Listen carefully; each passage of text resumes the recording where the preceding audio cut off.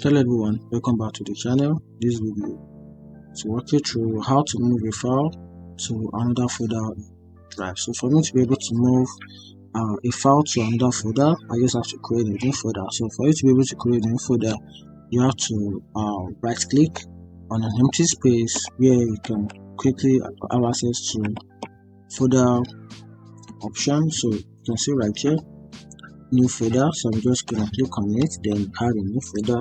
So I'm just gonna name my folder test. So I'm just gonna create the file. So see, here's the folder right here, which is the test. So now for me to move a file to another folder, so I just have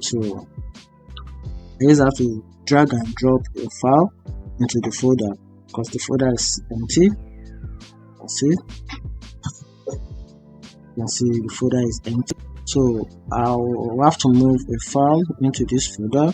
So I'm just going to select, I'm just going to drag and drop to this file, to this folder. Okay, you can see as we move to my drive to test, just going to highlight this as well, then drag this back into this folder also. So this makes two folder, this makes two files this folder. So I'm just going to open it.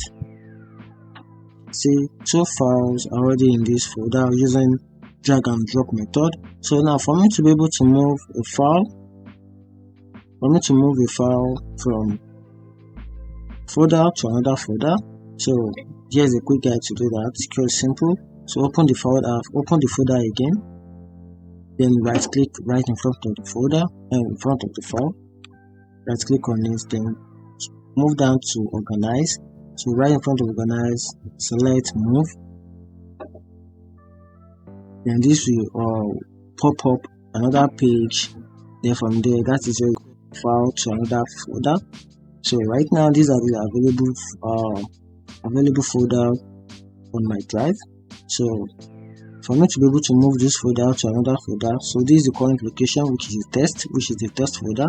So I can simply move this folder back to another folder. So I can select any of this folder just to move it back to it. So I'm just going to select this PC task, then tap on move. You can see that is how you can simply move a file from another folder to a new folder in. If you find this video helpful, turn on the notification button now. Thank you.